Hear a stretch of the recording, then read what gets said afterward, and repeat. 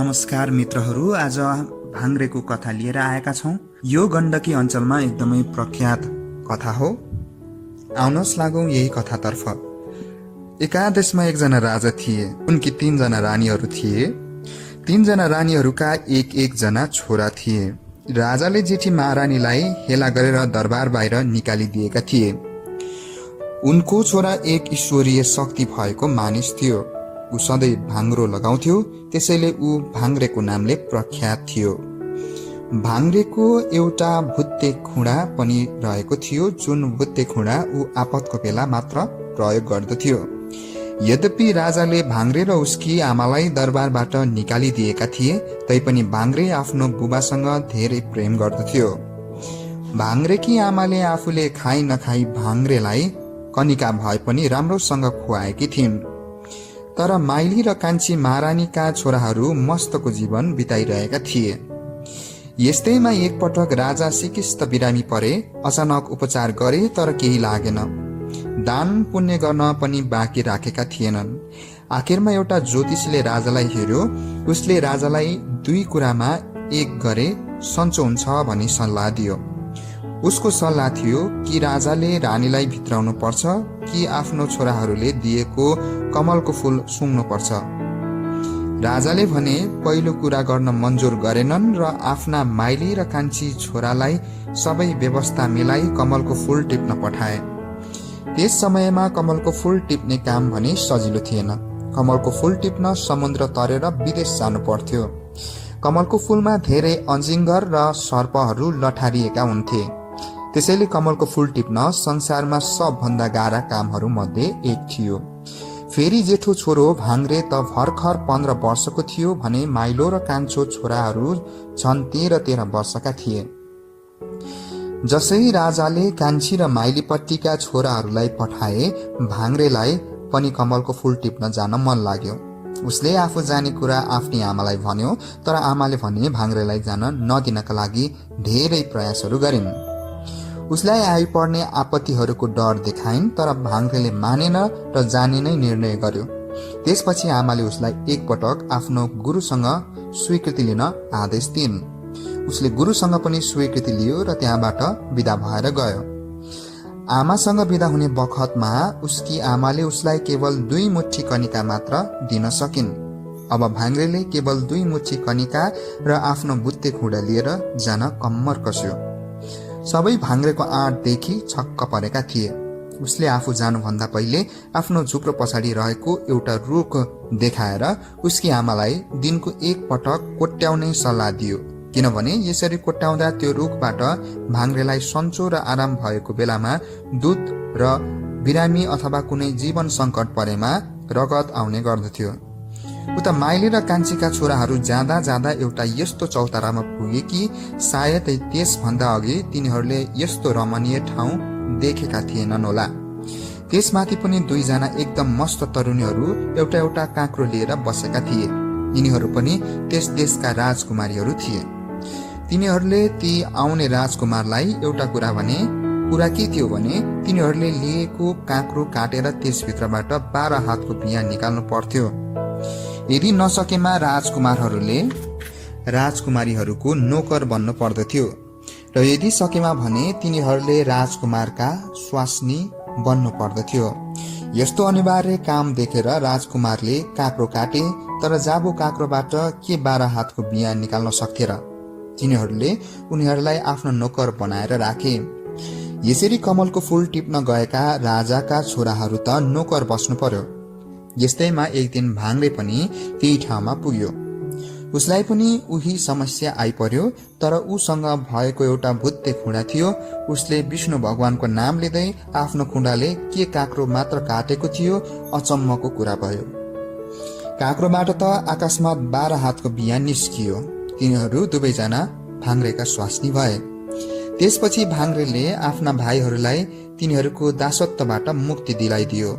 अब भाङ्रे आफ्नो कामका निमित्त प्रस्थान गर्न खोज्दा तिनीहरू पनि साथ लाग्न खोजे।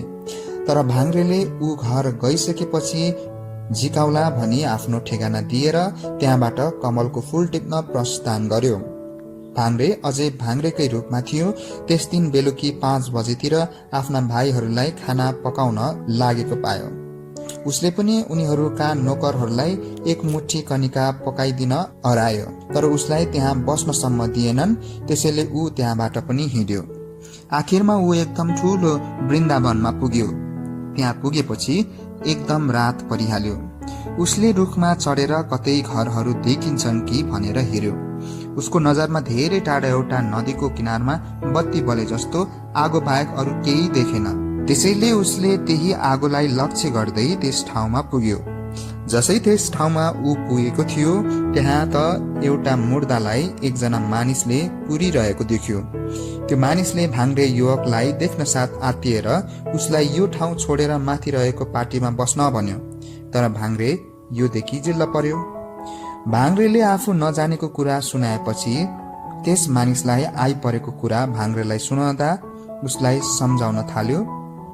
कुरा यस्तो थियो, यस गाउँमा 2वटा भयंकर र डरलाग्दा राक्षसहरू पल्किएका थिए।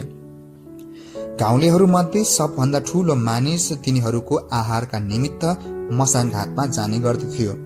तर कारण बुढाले भाङ्रेलाई ज्यान बचाउन भाग्ने सल्लाह दियो। तर भाङ्रे भने यस्ता कुरासँग कति पनि डराएन र बुढालाई नै जोगाउने निश्चय गर्यो र बुढाको सट्टा आफू बस्यो। रात निकै बितिसकेपछि 2 जना राक्षसहरू पृथ्वी कपाउँदै त्यहाँ आइपुगे। राक्षसले त्यो युवकलाई राम्रोसँग हेरे। 32 लक्षणले युक्त भएको युवक रहेछ। यस्तो किसिमको मानिस उनीहरूले विधिपूर्वक नै खाने निदो गरी अर्को 32 लक्षणले युक्त यस देशकी युवती राजकुमारीलाई लिन गए। राजकुमारी एकदम मस्त निन्द्रामा थिए। त्यसमाथि तिनीहरूले लट्ठ पार्ने मन्त्रले लठ्याएर पलङ्गै समेत उठाएर ल्याए। त्यसपछि तिनीहरू आफ्नो पूजा सामान लिन एक ठाउँतिर गए। त्यसै बखत भाङ्रेले आफ्नो मन्त्रले राजकुमारीलाई बिउजायो। राजकुमारी दङ्ग परी। भाङ्रेले राक्षसले गरेका सबै कुरा राजकुमारीलाई बतायो र राक्षसलाई मार्ने षड्यन्त्र पनि बतायो। राजकुमारीलाई उनीहरूले जे भने पनि राजाकी छोरी खाइ बढेकी हुँदा केही पनि जान्दिन भन्नु भनी सिकायो। त्यसपछि त्यसलाई जस्ताको तस्तै बनाई छोड्यो। केही बेरमा नै दुवैतिरबाट राक्षसहरू आएर राजकुमारीलाई बिउझाए र पूजा गर्ने ठाउँ सफा गर्न र पूजा गर्न हराए। तर राजकुमारीले भनी, म राजाकी छोरी भई खाइ बढेकी हुनाले केही पनि जान्दिन। त्यसैले सबै काम आफैले गरेर आफ्ना देवतालाई हात जोडी टाउको निहुराएर ढोक्न सुरु गरेका मात्र थिए। त्यसै बखतमा भाङ्रेले आफ्नो घुँडा झिकेर विष्णु भगवानको नाम पुकार्दै हिर्कायो। यसरी दुवै राक्षसहरू तत्कालै मरे। राजकुमारी अब भाङ्रेको प्रेममा फसी दुवै 32 लक्षणले युक्त भएका हुनाले आपसमा विवाह गर्ने निर्णय गरे। त्यो बुढो मानिसले पनि गाउँमा गएर सबै कुरा बतायो, जसबाट भाङ्रेको स्वागत र सम्मान खुब भयो। गाउँलेहरू छक्क परेर उसलाई देवता सरह पुकार गर्न थाले। विदा हुने समयमा भाङ्रेले त्यो राजकुमारीलाई आफू काममा हिँड्न लागेको लक्ष्य बताई पछि ऊ घरमा पुगेपछि चिठी लेखेर झिकाइ माग्छु भनी त्यही छोडी कमलको फूलको खोजीमा हिँड्यो। त्यताबाट हिँडेपछि भोलिपल्ट भाङ्रे एउटा ठूलो वनमा पुग्यो। त्यो वनको माझमा एउटा ठूलो दरबार रहेछ, तर त्यहाँ कोही पनि थिएन, एक्लास थियो। दरबारमा एउटी सुन्दरी मात्र रहेछन्। त्यो सुन्दरीबाट भाङ्रेले सबै कुरा थाहा पायो। त्यो वनमा एउटा राक्षसले सबैलाई मारी त्यो सुन्दरीलाई मात्र बाँकी राखेको रहेछ। ती दुवै राक्षसलाई मार्ने निर्णय गर्यो। तिनीहरू बीच प्रेमको डोरी कसियो। त्यो सुन्दरीले भाङ्रेलाई दरबारको एउटा कुनामा लुकाएर राखी। भाङ्रेले त्यो युवतीलाई राक्षसको मृत्युको कारण सोध्न लगायो। बेलुका राक्षस आएपछि युवती रोई र राक्षसको मृत्यु भएमा ऊ ठूलो दुःखमा पर्ने कुरा बहाना गरे। तर राक्षसले युवतीलाई साह्रै कुरा नबुझ्ने भन्ठानी भन्यो, हामी हर राक्षस त कुनै खास कुरा नभई त्यसै मर्दैनौ, हाम्रो एउटा एउटा कुरा काल हुन्छ। युवतीले त्यो के कुरा भनी साह्रै कर गरेकाले उसले भन्यो, एकैचोटि ढिकी र जाँतो चलाएको देखेर त्यसको आवाज सुने मात्र मेरो मृत्यु हुन्छ। भोलिपल्ट दिउँसो राक्षस आहार खोज्न गएपछि युवतीले सबै कुरा भाङ्रेलाई बताए। भाङ्रेले एक दिनमै ढिकी र जाँतो तयार गरी बेलुका राक्षस आउँदा ढिकी र जाँतो एकैचोटि चलायो। यो आवाज सुनेर त्यो चलाएको देख्ने बित्तिकै राक्षसको देहावसान भयो।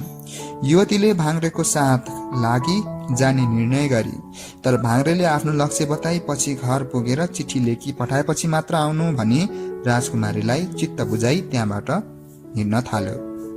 भोलिपल्ट डुल्दा डुल्दै भाङ्रे एउटा ठूलो फाँटमा पुग्यो। त्यहाँ उसले ठूलो दरबार भेट्टायो। पुछारको तलामा 2वटा गिलासमा सफा पानी राखिएको देखि उसकै निम्ति त्यो राखिएको हो भन्ठानी त्यो पानी पियो र माथिल्लो तलामा पुग्यो। त्यहाँ धेरै प्रकारका जुत्ताहरू पाइए, त्यो पनि लगायो। झन् माथिल्लो तलामा 2जना युवतीहरूलाई खाटमा सुतिरहेका देख्यो। त्यस कोठामा भाङ्रेले ती केटीहरूको सिन्दुर र गाजल पनि देख्यो। उसले अलिकति सिन्दुर झिकेर सिउँदोमा हालिदियो। केही समयपछि ती केटीहरू बिउजिए। भाङ्रे नयाँ लुगामा बहुतै सुन्दर देखिन्थ्यो। त्यहाँ तिनीहरूको प्रेमवश विवाह भयो। ती केटीहरू असंख्य धनी थिए। भाङ्रेले आफ्नो लक्ष्य बतायो। अब भाङ्रे कमलको फूल भएको समुद्रको नजिकै आइपुगेको रहेछ। ती केटीहरूद्वारा नै उसले कमलको फूल टिप्ने तरिका थाहा पायो। त्यहाँ घोडा पनि प्रशस्त थिए। सबैभन्दा राम्रो र फुर्तिलो घोडा चढी तिनीहरूलाई पनि पछि चिठी लेखेर पठाएपछि आउनु भनी त्यहाँबाट प्रस्थान गर्यो। ऊ समुद्रको नजिकै पुग्यो। कठिन परिश्रमका साथ उसले समुद्र पार गर्यो। त्यहाँबाट फूलहरूमा धेरै सर्पहरू थिए। उसले विष्णु भगवानको नाम सम्झी एउटा सर्पलाई फुत्ते खुडाले हान्ने बित्तिकै सबै सर्प मरे। आखिरमा कमलको फूल लिई भाङ्रे घर जान भनेर निस्कियो। बाटामा उसले हलिरहेका भाइहरूलाई भेटायो। कमलको फूल लिएर आएको हुनाले भाइहरूले पनि उसको ठूलो स्वागत गरे। खानपिनको बन्दोबस्त भयो। अन्त्यमा नुहाउन जान भनी 3जना दाजुभाइ इनारमा पुगे। रिसले चुर भएर ती भाइहरूले भाङ्रेलाई इनारमा धकेलिदिए र भाङ्रेको लुगा लगाई घोडा चढेर ती भाइहरू घर पुगे। कमलको फूल सुँगेर राजा पनि सन्चो भए। उता भाङ्रे इनारमा डुबिरहेको थियो। उसका 6जना स्वास्नीहरूले उसलाई एउटा एउटा औँठी दिएका थिए। ती औँठी बाहेक उसँग केही थिएन। त्यही समयमा त्यही बाटो गरी 6जना सुर्ती बेच्ने मानिसहरू 6 भारी सुर्ती लिएर आइरहेका थिए। इनारमा परेको मान्छेको हातमा औँठी देखेर तिनीहरूले आपसमा सल्लाह गरे।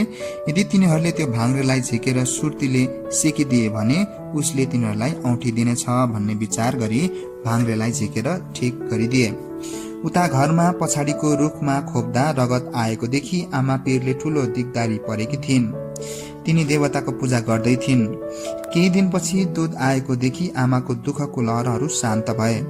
भाङ्रेले ती सबैलाई एउटा एउटा औँठी दिएर पठायो। आफू पनि घरतिर हिँड्यो। घरमा पुगेपछि आमाले भनिन्, भाइहरूले कमलको फूल ल्याएर बालाई निको बनाए, तैँले के गर्न सकिस्? भाङ्रेले पनि सबै कुरा बतायो। अब भाङ्रेले आफ्नी स्वास्नीलाई घर आउनु भनी देश गाउँ र राजाको नाउँ सबै लेखी पठायो। संयोगवश सबै एकै दिन घर नजिकैको ठाउँमा आई तिनीहरू आएको खबर पठाए। राजाका माइली र कान्छीपट्टिका छोराहरूले ती युवतीहरूका अगाडि मै हुँ भनेर लिएर गए, तर सोधपुछ गर्दा जवाफहीन भई फर्केर आए। पछि भाङ्रे लिन गयो। उनीहरूले पनि भाङ्रेलाई देख्न साथ चिनिहाले। उनीहरूले भाङ्रेलाई राम्रा र सफा लुगा लगाइदिए। सबैले असंख्य हात्ती, घोडा, सम्पत्ति र हतियारहरू लिएर आएका थिए। ती स्वास्नीहरूको करमा भाङ्रे र उसका भाइहरूका बीच लडाई भयो। भाङ्रेले लडाईमा जित्यो र आनन्दपूर्वक ठूलो सुखभोग गरी 6जना रानीहरूका साथ राज्य चलाएर बस्यो।